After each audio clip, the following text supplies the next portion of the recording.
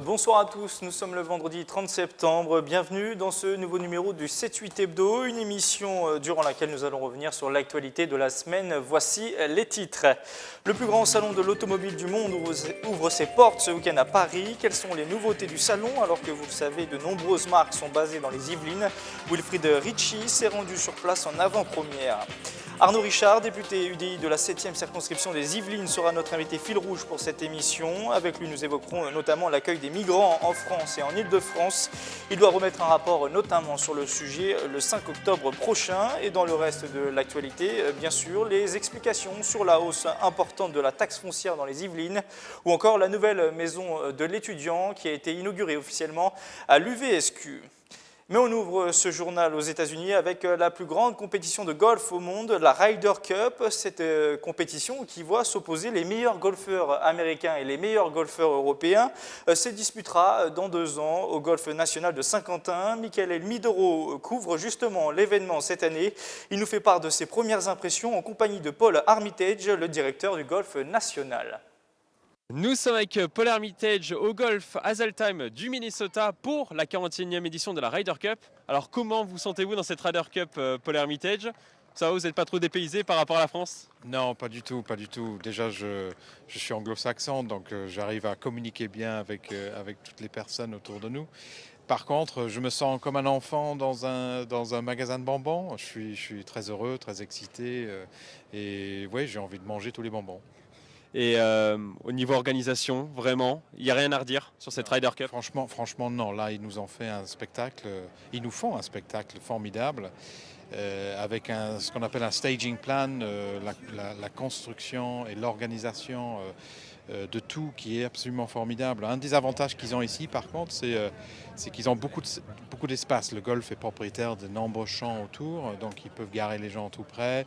Ils peuvent mettre des énormes structures qu'on voit ici à côté du golf et juste à côté du practice, là où on se trouve, ou le petit green, ou le départ du 1.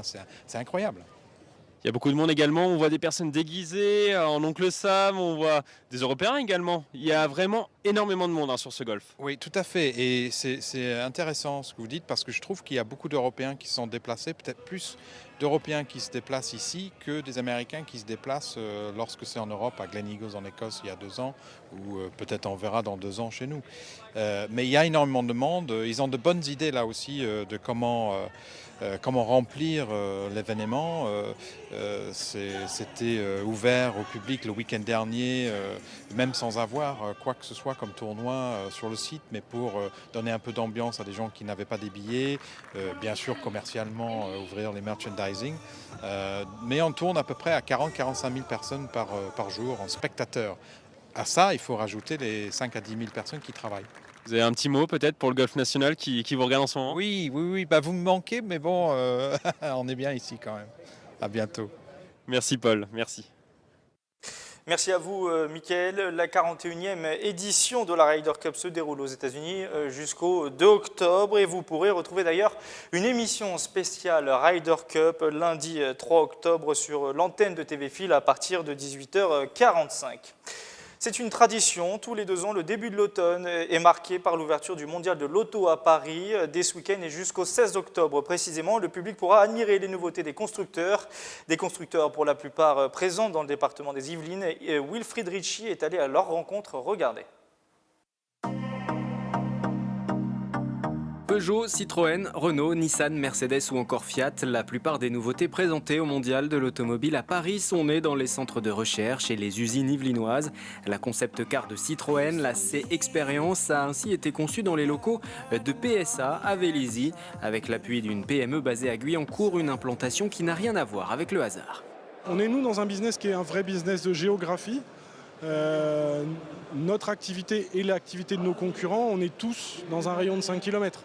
Autour des constructeurs automobiles que sont PSA et Renault, il y a 2 grands constructeurs en France, Renault et PSA, et tout le monde dans le design travaille autour des constructeurs. Autre vedette de ce salon à avoir vu en partie le jour dans le département, la Trésor de Renault, prototype dévoilé en première mondiale par Carlos Ghosn, PDG de la marque aux losanges. Le concept car que vous allez découvrir maintenant est en quelque sorte la préface de notre prochain chapitre, qui s'annonce tout aussi passionnant. Un concept qui préfigure le style de nos nouveaux modèles dans l'écran magnifique d'une GT électrique. Des prototypes qui ne manqueront pas d'attirer les visiteurs sur les stands et qui pourraient même les inciter à acheter des véhicules de la marque. Les nouveautés ne manquent pas cette année, de Renault avec sa Clio 4 restylée, à Peugeot et sa deuxième version de la 3008, en passant par Citroën et sa toute nouvelle C3. Citroën qui, comme ses concurrents, s'est fixé des objectifs en termes de vente sur cette quinzaine. C'est une nouveauté d'ailleurs pour Citroën, puisque ce n'était pas le cas il y a 2 ans. Cette année, on a pour Citroën et pour DS des vendeurs qui sont présents sur le stand et qui sont là, qui attendent les clients pour faire de très belles offres et vendre le plus de voitures possible. On peut commander sa voiture sur le Mondial de l'Auto cette Absolument. année. Vous pouvez la commander, vous pouvez aussi la réserver et aller la chercher aussi en point de vente. Le salon est ouvert jusqu'au 16 octobre et pour le grand public, ce sera aussi l'occasion de découvrir les dernières technologies au service du confort et cette tendance qui se confirme, faire de votre voiture le prolongement de votre smartphone entre caméra embarquée et échange de données avec les autres utilisateurs. L'électrique reste aussi une valeur sûre. Mercedes, dont le siège est d'ailleurs basé à Montigny-le-Bretonneux, vient de dévoiler EQ, son nouveau projet 100% électrique. On passe maintenant à l'actualité de la semaine avec notre invité fil rouge, Arnaud Richard, député UDI de la 7e circonscription des Yvelines. Bonsoir. Bonsoir Nicolas.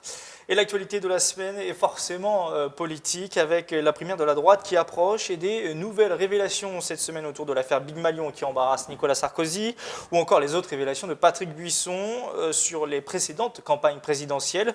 Le ton de cette campagne est pour l'instant plutôt assez dur entre les différents candidats, que ce soit à travers la presse, à travers des meetings interposés. Est-ce que ça vous renforce dans le choix qu'a fait l'UDI de ne pas participer à cette primaire? Est-ce que vous dites « ouf, on n'y est pas » ? Alors l'UDI a fait le choix de ne pas avoir de candidat dans cette primaire. C'était le choix que nous avons fait lors de notre congrès du 15 mars. Après, les partis se donnent le choix de prendre des positions dans les semaines à venir. C'est vrai que le ton est un peu particulier, mais l'ampleur de l'enjeu est énorme. Tout le monde imagine que celle ou celui qui gagnera la primaire sera le prochain président de la République. Donc effectivement, à une quarantaine de jours du premier tour, le ton est donné. Et j'espère qu'enfin, on va pouvoir parler des propositions que les candidats de la droite pour eux du centre souhaitent mettre sur la table. Vous vous intéressez personnellement, est-ce que l'UDI aussi s'intéresse à cette campagne? Quel est votre regard, votre tactique? Est-ce que vous allez voir en fonction du vainqueur si vous vous positionnez ou pas dans cette présidentielle? Je ne crois pas que ce soit une histoire de tactique. Je crois que l'enjeu pour la droite et le centre est d'arriver à mettre cette majorité dehors et à changer de président de la République pour trouver des voies et moyens pour amener le pays vers l'avenir. Ça, ce n'est pas une histoire de tactique, c'est une histoire d'orientation, de choix de famille politique.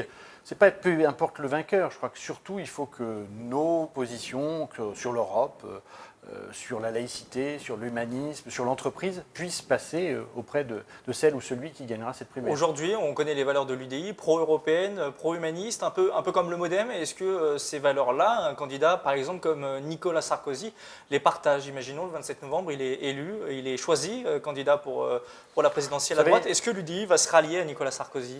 Chaque élection, chaque jour sa peine. Faisons le premier tour, voyons le deuxième tour. Et pour l'instant, il faut faire campagne. Donc il faut que celles et ceux qui veulent se mobiliser pour cette primaire, qui est un moment important pour la vie politique française, le fassent autour des propositions qui sont en présence et qui vont être mises bientôt dans le débat public. Qu'est-ce qui est important pour l'UDI justement dans cette campagne? C'est quoi? Ce sont l'actualité européenne, enfin le sujet de l'Europe? Le sujet de l'Europe qui est souvent très mis à mal dans les campagnes, même les campagnes européennes pour tout vous dire, et souvent dans les campagnes nationales. Le sujet de la dette est un sujet très important. Le sujet de la dette. Je reviens d'Allemagne et nos collègues allemands nous disaient qu'il faut vraiment qu'on arrive à mettre le sujet de la dette publique française dans le débat de la primaire et des présidentielles. Europe, dette, les deux priorités pour vous, en tout cas. L'emploi, mais ça c'est notre ADN. Ça, tous les candidats finalement. Et puis l'environnement, c'est l'ADN de Jean-Luc Borloo et de l'UDI. Alors dans les 8 candidats en lice pour cette primaire, quel est celui, selon vous, qui parle le plus de ces sujets-là, qui vous correspond le plus? Il y a beaucoup de vos parlementaires, qu'ils soient au Sénat ou à l'Assemblée nationale, qui ont parrainé Alain Juppé, le favori actuel des sondages. Alors beaucoup, soyons clairs, une vingtaine. Sur 66 parlementaires UDI, sans compter les députés européens, vous avez 18 collègues qui ont parrainé Alain Juppé. Et donc, ça veut dire qu'il reste une grande masse de collègues. Mais c'est celui qui en a eu le plus au sein de l'UDI. Pour l'instant, c'est celui qui en a eu le plus au sein de l'UDI, tout à fait. Ce qui veut dire que c'est celui qui correspond le plus à vos valeurs? Non, c'est celui qui correspond le plus aux valeurs de ceux qui l'ont rejoint. Et vous, à titre personnel?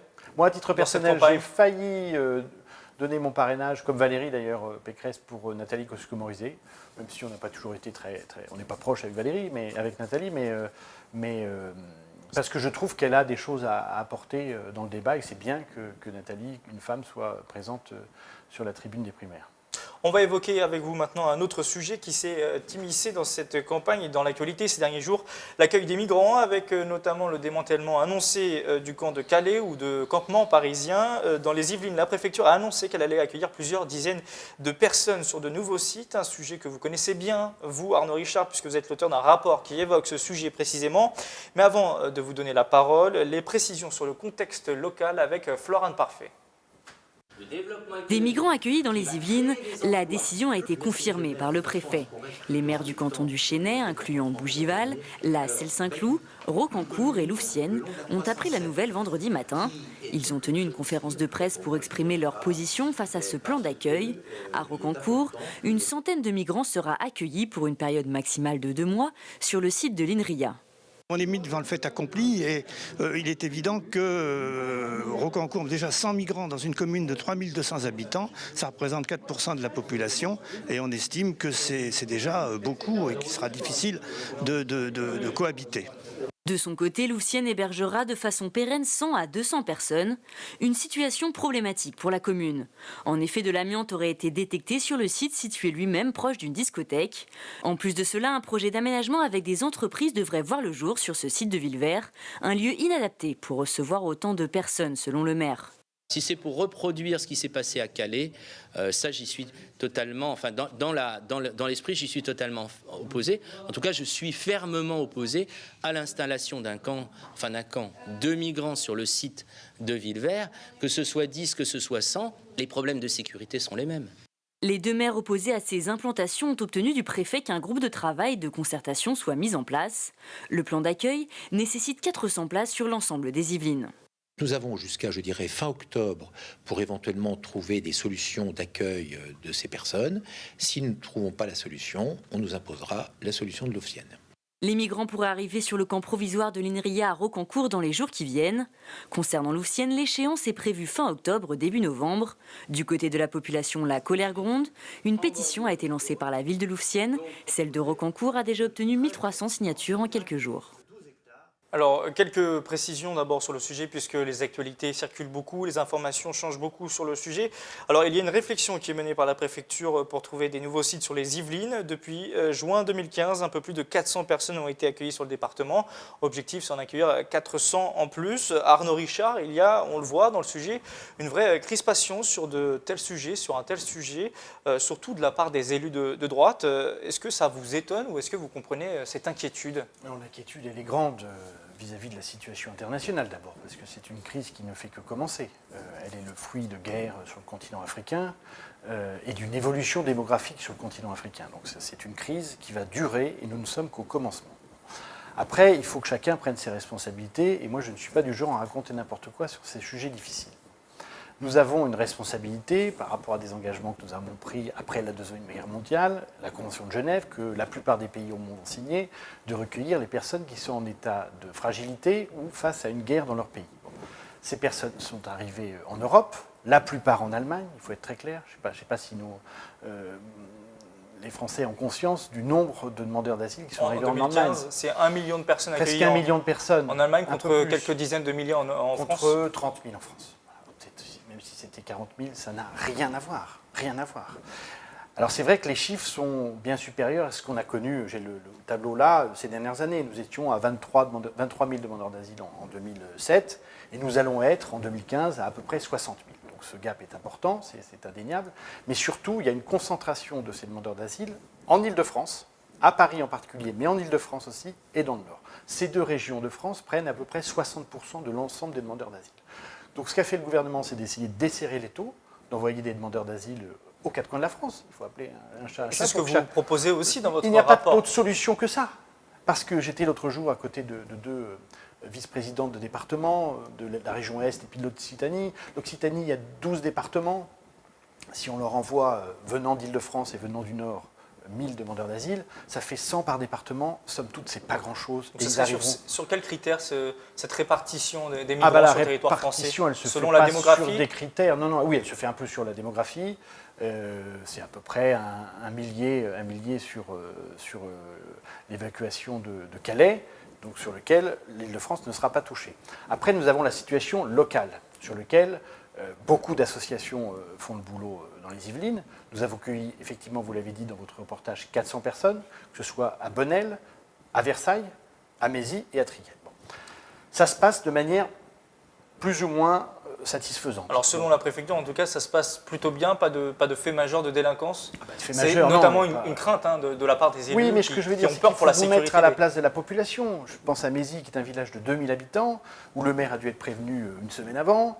Il avait un projet de maison de retraite qui ne fonctionnait pas, qui n'avait pas trouvé son offre.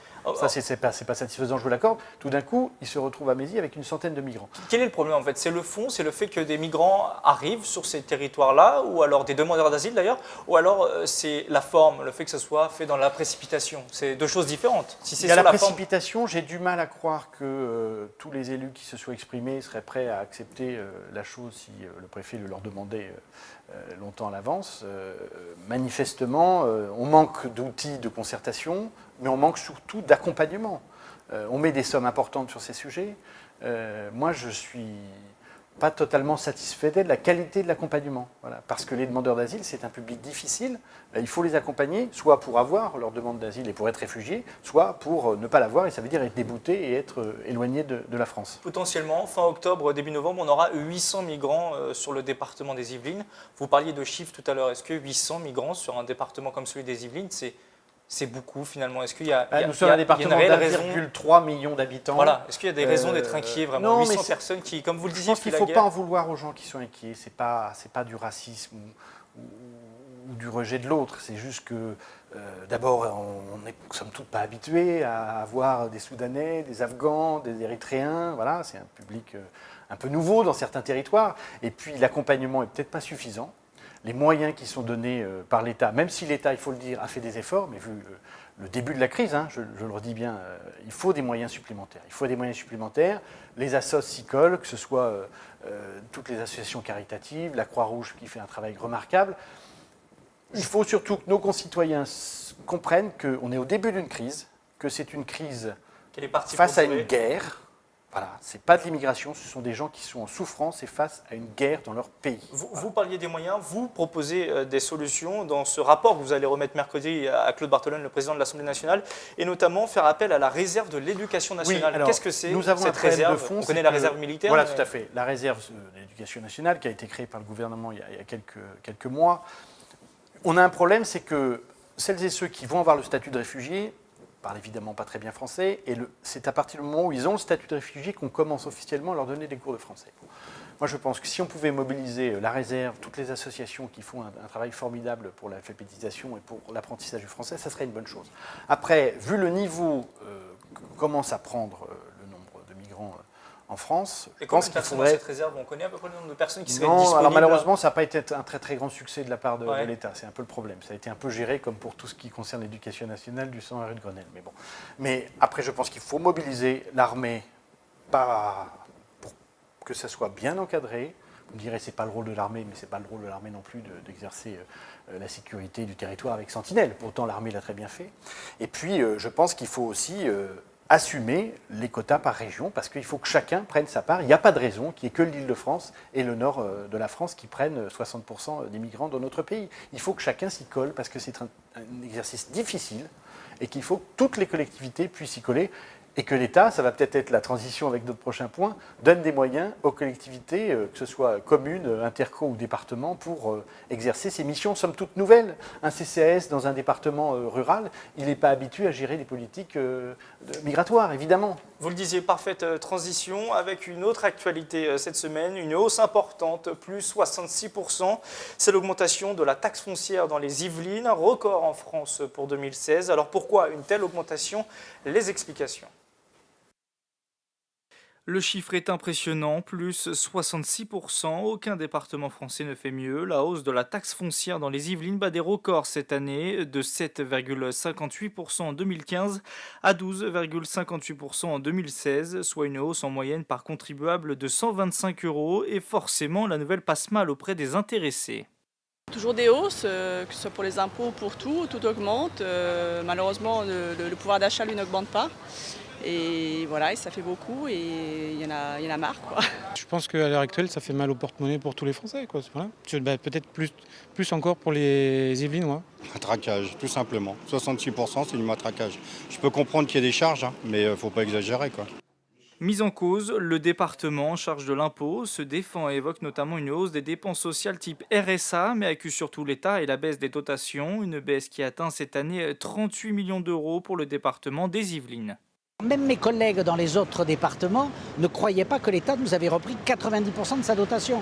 Tous me disaient que c'était impossible, puisque dans les autres départements, on en a pris 30 ou 40%. Les Yvelines ont été particulièrement punies pour une raison très simple. Elles dépensent peu, elles sont économes des deniers publics et elles ont une fiscalité faible et quasiment pas de dette. Pour le gouvernement actuel, ça s'appelle de la mauvaise gestion. En Ile-de-France, d'autres départements ont connu également une hausse importante de leur taxe foncière en 2016. C'est le cas par exemple du voisin essonien, plus 29%, pour un taux d'imposition cette fois-ci de 16,37%. Arnaud Richard, en tant que député des Yvelines, c'est un sujet qui doit forcément vous intriguer, vous intéresser. Vous pensez quoi de l'argument du département et de son président qu'on a vu à l'instant, Pierre Bédier, qui dit en gros, vulgairement, on n'a pas le choix, l'État baisse les moyens, on a plus de charges, donc il faut bien qu'on augmente les impôts. C'est un peu la faute de l'État. Mais c'est pas un argument, c'est la réalité. L'État a baissé de 90% la dotation qu'il donnait aux Yvelines, au département. Donc, il y a un moment, toutes les politiques publiques que fait le département, et dont les Yvelinois sont très contents, est-ce qu'ils veulent que tout s'arrête? Ça, c'est le premier point. Le deuxième, le département des Yvelines, comme les autres, exerce une mission pour l'État, ce qu'on appelait le RSA, avec des lois qui sont votées, celles-ci je ne les ai pas votées, rassurez-vous, et qui sont mises en œuvre par les collectivités locales. Donc l'État rembourse à un niveau T, et aujourd'hui ça coûte T plus 3, plus 4, plus 5. Mais l'État baisse les dotations parce et en que plus l'État baisse les dotations. Vous parliez de la dette, c'est aussi un moyen de réduire la dette en baissant les dotations. Oui, mais j'aimerais candidats, que... on parlait des primaires tout à l'heure, les candidats de droite prévoient tous un programme encore plus important pour les 5 années à venir. Est-ce que vous êtes inquiet pour cette dotation qui va... J'aimerais que l'État et les démembrements de l'État fassent autant d'efforts que les collectivités ont fait des efforts ces 3 dernières années. On n'a jamais vu autant d'efforts. Alors c'est vrai que cet effort, c'est bien pour la gestion de la dette, ça c'est indéniable, il faut le dire. Mais pour autant, ça a une conséquence, c'est que les collectivités locales, communes, collectivités interco ou départements, sont obligés d'augmenter les impôts. Donc aujourd'hui vous dites qu'il faut arrêter l'État se défausse comme toujours sur les collectivités locales. Voilà, il y a moyen de trouver de l'argent, on va dire, dans d'autres domaines, pas forcément les collectivités. Il y a un moyen très simple, mais je ne suis pas certain qui que ce soit ait le courage d'y aller, c'est de simplifier le millefeuille intercommunal. Vous dire moins de collectivités, moins de branches. Moins de strates. Vous pensez à la métropole du Grand Paris, par exemple? Oui, qui pourrait être couplée avec la région Île-de-France. Moi, je pense que les intercos, on va voir si ça fonctionne dans l'année. Mais attention, parce qu'ici, vous êtes à 50 ans en Yvelines. Oui, mais j'assume totalement vieille intercommunalité, mais je ne sais jamais quand je passe d'une ville à une autre en étant dans cette interco.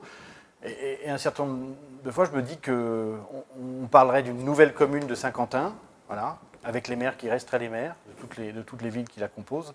On aurait beaucoup de baisse de coûts. L'idée de cette réforme des collectivités locales qu'a voulu faire l'État, en particulier avec les régions, c'était de baisser les dépenses liées aux régions. On voit bien que ça ne fonctionne pas.